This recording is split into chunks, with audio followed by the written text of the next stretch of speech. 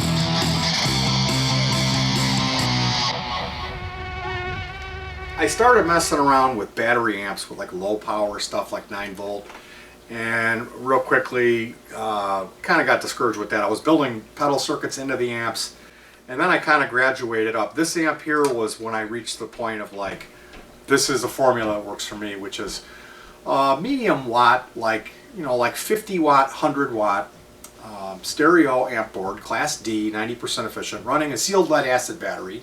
It does have a built-in modeler. It uses a Korg Pandora multi-effects. And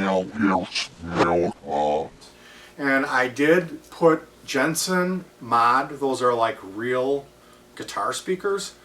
A lot of people on a forum were saying you can't use full range speakers. They were talking about the diameter of the cone and all this stuff that's really relevant to guitar amplifiers.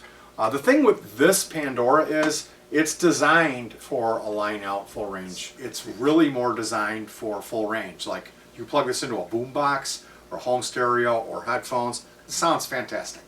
So it's really kind of an odd system that I use. Like these are car speakers. I've got some blonde cabinets that have 3 speakers in each. There's 2 like real Fender guitar speakers in there. Then there's some full range bass drivers, and then there's horns with crossovers. But it sounds fantastic. I've got another amp like this that's in a rack chassis It has a stereo EQ and an effects loop. This has an effects loop as well. There's external speaker jacks on it. There is a 9-volt port to power your effects. And I play a guitar with a sustainer system. So there is a custom cable for that guitar that also carries 9 volts for the sustainer system. This amplifier supplies that 9 volts DC, which is on a separate voltage regulator system than the 9 volts supplied for the pedal system. So there's 2 9-volt systems. There's a 5-volt system to power the Pandora, and then the 12 volts that powers the amp. There's also a built-in digital like readout for the battery voltage. What else do you got? It's all fused.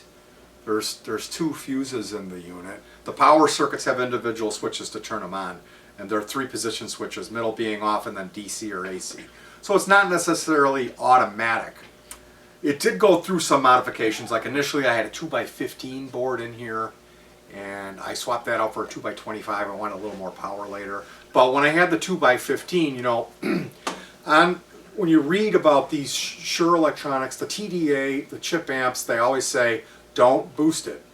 You know, have the input just going in and don't slam it on the input because you'll blow the amp. I was mindful of that, and then what I started to notice was how low the output of the Pandora really is. There were some lawsuits around the late 90s, maybe early 2000, I'm guessing, probably around 2001. Some manufacturers that made headphone devices were sued because people claimed they had ear damage from buying this earbud device and turning it up on 10 and then, oh my goodness, my ears are ringing. All the way across the board, anything that has a headphone jack now is quiet. They've lowered, and I turn my headphones up really loud. I'm one of those like painful headphone listeners, you know. So that's kind of frustrating, and what I realized was, well, in the manual for the amp board they say don't slam it. So you think, well, okay, I'm not going to need anything in between. It's going to be just right. When the reality of it is, because of the fact that this device is an unbelievably low output by design, it can handle a boost. So I built a dual NPN single transistor boost circuit called the Smalley Boost, or the beginner project at DIY Stomp Boxes. We built a stereo unit of that with a stereo pot and cut that in with this control here. So pretty much that's almost like it's not a gain control, it's almost like a master volume, or an input volume, I guess. There is a master volume on the side for the amp unit here. Here is a foot switch input to change the patches on the Pandora. So I have a custom built foot switch to go up and down through those patches. Here's the amp power switch, the volume. Here's the input. It's a recessed input like you would find on an acoustic guitar. I have that taped up. That's just in case I don't. It's plus 9 volts, not minus, because it's reverse polarity like pedals use minus. That's plus, that's for the sustainer. This is actually 9 volt for pedals, that's minus. Here's another 9 volt pedal output. There's 2 here, so if you want to, and they're on separate V-regs, so you don't heterodyne if you have 2 clocks on your pedals off the same power supply. Here's a test button. I don't know if you can see that there. It's saying 12.8. That's just telling me how many volts are left in my battery. Here on a 2.1 mil, or just 2 wires on this speaker connector. So it doesn't matter what you have. You know, you could run it off of that or this. And that's hot 12 volts all the time. External speaker jacks, if you don't want to use the built-in, which I don't. Typically I don't use those. Master power switch, there's 2 fuses. Here's the AC input. This is just a air vent from the original speaker. Wind a cable around these 2 posts here. Ooh, look at that one's loose. And then we have send and return stereo effects loop, which I actually use that for stereo delay unit I have, which is the Nux Time Force, and then the Nux Mod Force is also stereo. So I run those after the Pandora. So it depending on what I want to do and how I have that Pandora, it is all custom patches in the Pandora. It has a USB, and then you use a computer with the software that the Korg made, and it's excellent. You can go in and make custom patches with your mouse. All of the effects and the parameters are on one page. And I grew up in the 90s when everything had menus and you were working through an LCD screen. So programming like a multi-effect unit, something that was complicated, was extremely painful. You had to get the manual out. It took a real long time for you to learn how to do it. It was very, very complicated and time consuming, you know. So something like that, I mean, it doesn't really sound like a big deal. Like I'm going, oh, it's got a USB and there's software for it, but I can't tell you how much of a selling point and like time saver that was for me when I was able to use that software. Here's the battery, there's the speakers, there's some wall warts in here, transformers for the DC AC system, DC AC, you know, like this is an AC adapter that runs something. Some automotive DC adapters for powering stuff. They break down 12 volts to lower voltages. Here's the meter, the battery meter. That was like, I think it was 99 cents or $2 on eBay. It's all pretty good wiring. I use like thick gauge wiring, and all of the audio stuff is done with shielded cables, coaxial cables. The voltage regulator here. I think there's a few of those voltage regulators hiding inside of this thing.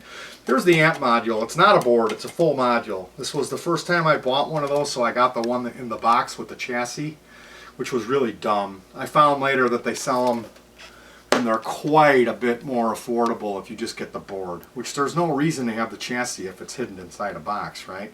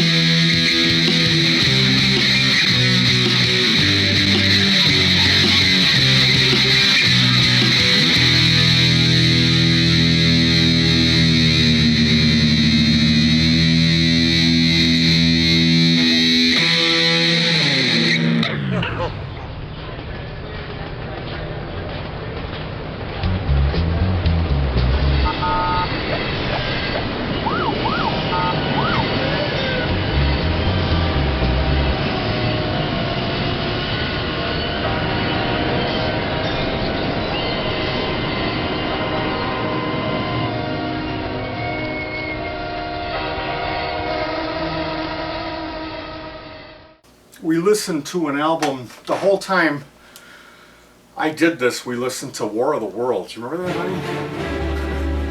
It's like this disco kind of prog album. It's a double album, and there's some like theatrical like, wait, what do I see?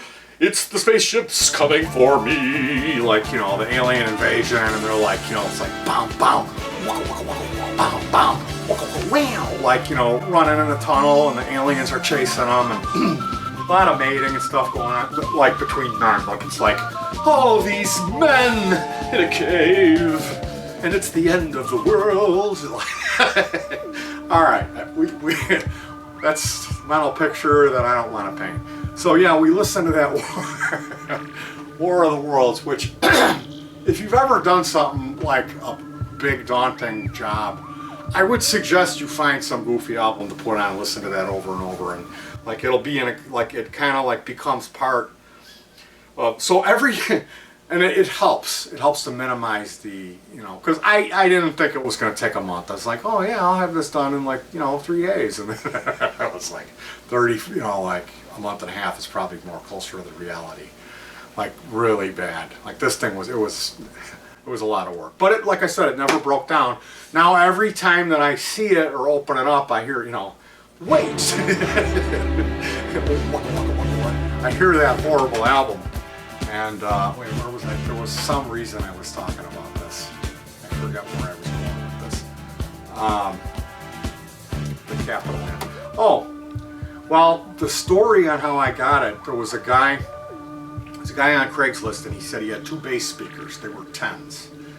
And it was like you had to come and get all this stuff, and he had a bunch of other stuff he wanted you to take too. So I went there, and like he had like a Metallica shirt on, and then his mom came out.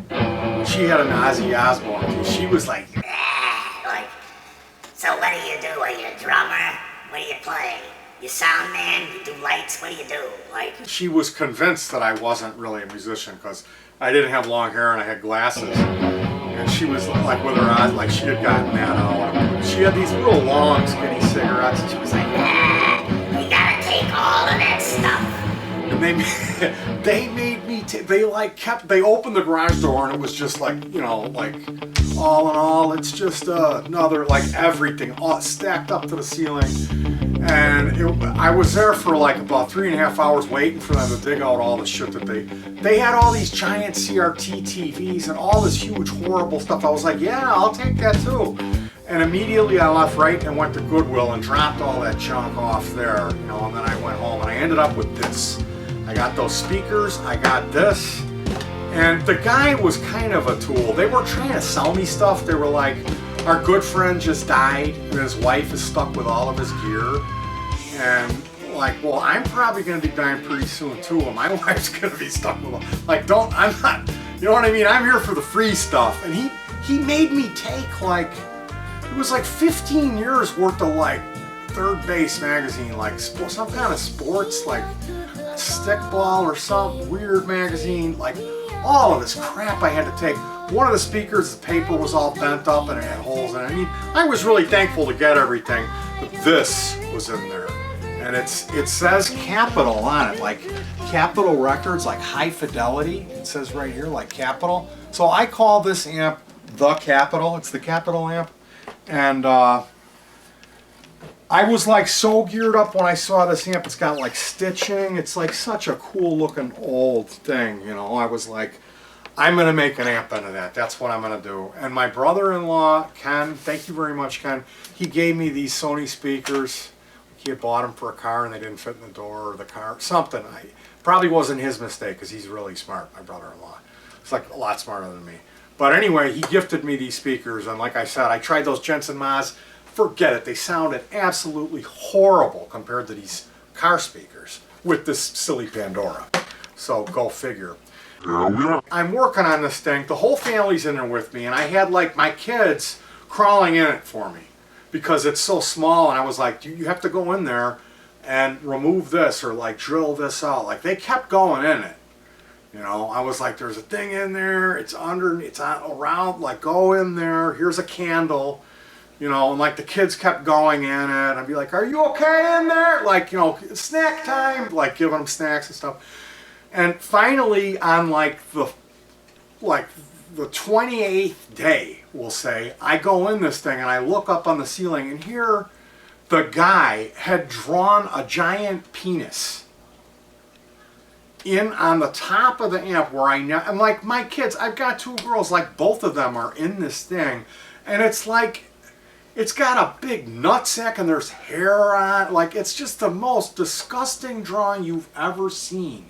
And then it had some like, he wrote something like, "This is you," or something like, and they had written with indelible marker on the material, whatever this naugahyde is, like $18.75 as is.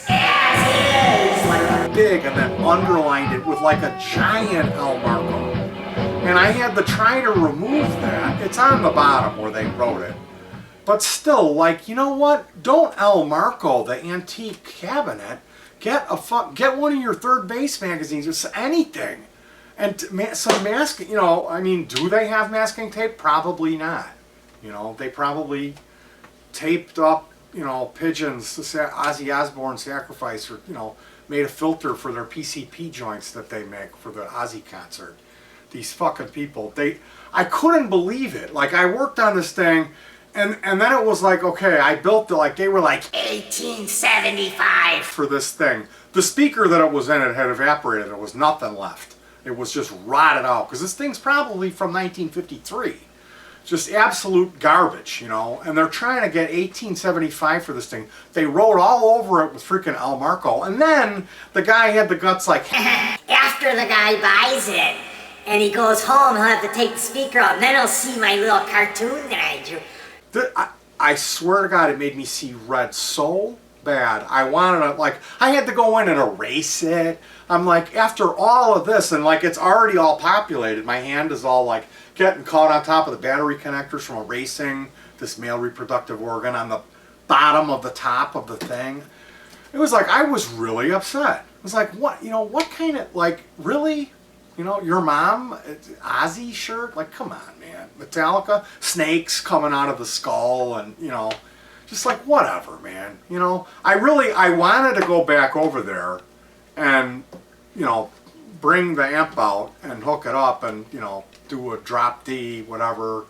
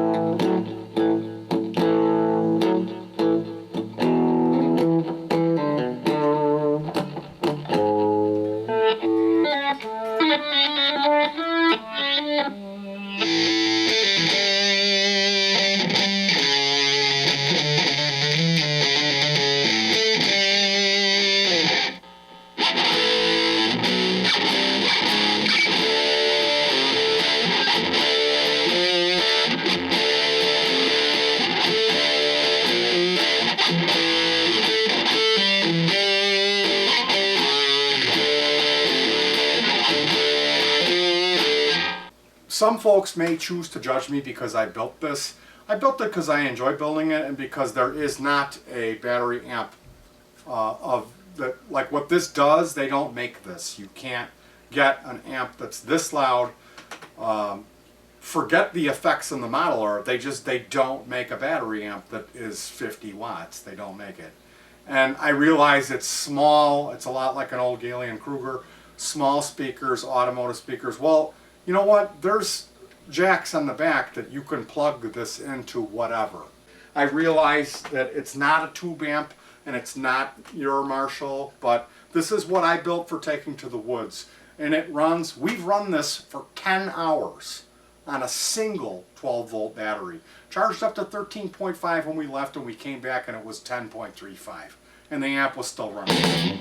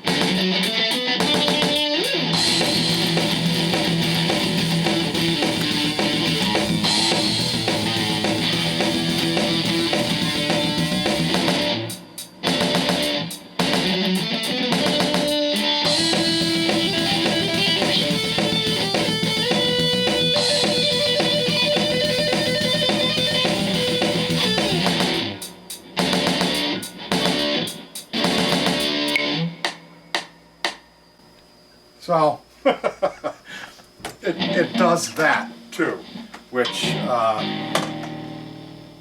after about 25 minutes of that same riff, I noticed my wife on the phone, and the caller ID showed that it was a lawyer on the other end of the phone. So yeah, this is the Capitol amp. I apologize that it was kind of a not really well prepared. I was really proud of this amp when I finished building it. I know I bragged a lot about making this amp. It's extremely loud when I use it outdoors and turn the amplifier up through the two like taller blonde cabinets that have the 6 speakers in them, the 210s that are Fenders, and then there's two, I think they're 6s or 8s. They're more like full range speakers. I forget what's in there. If they're from an organ, I think maybe I got them out of like an old Lowry organ. I forget what speaker. I've changed this around so many times. I'll just tell you, they're two beautiful blonde cabinets with crossovers, and they have a treble adjustment, an attenuator, or an L pad for the tweeters, which there's just some cheap piezo horn tweeters in there. But cabinets are beautiful. Got those secondhand. They kind of match the amp. It's a 50 watt amp. I mean, that's plenty loud for me when you got it turned all the way up. The idea that the amp board is 90% efficient and that the batteries last as long as they do, and that it does run off a battery, so I never really have any AC related mains hum using it. Although we've played parties and I've used this on AC sometimes to just try it out and not worry about a battery. So if you're thinking about building your own amp and it would make sense to you to use a board, a very cheap replaceable board that you could have it like modular in a sense that if the board were to blow, you could pop another one in. It might be something for you to consider. Or if that isn't your style of DIY, you prefer to build from scratch, completely understandable. I had been through the process, and there's videos, you know, I've got a lot of amp videos, a lot of really garbage hack stuff. This, I think, is like the way that I really like to do it. I built some chip amps like the TDA 7052A, the 1 watt. The punch amp is an excellent little amp, and you'd be surprised how loud it is through like a 12 in a cabinet. But you know, 1 watt versus 50, I think for like big boy stuff, this is what I like to use is those boards. And they've got much more affordable. There's the same chip, which is a 7498 that's in this, I think. Either way, there's a TDA 7498 base board, 2x50 watts or 2x25 on that one, and it's $8. It's $7.98. You know, so I think the Shure for that, I think it's around 20. We paid 26 for the 50x2. Now that has an active cooling fan. I suppose they are all active, aren't they? But yeah, it comes with a little fan built in there, which was, I guess that's nice. The piece that you finish, that's just the junk that's left over after doing the work. The real joy and the real treasure is in the experience itself and actually getting to do the work. That's how I feel about it. That's my story, and I'm sticking to it. You guys, thank you so much for putting up with me. Peace, and keep on hacking.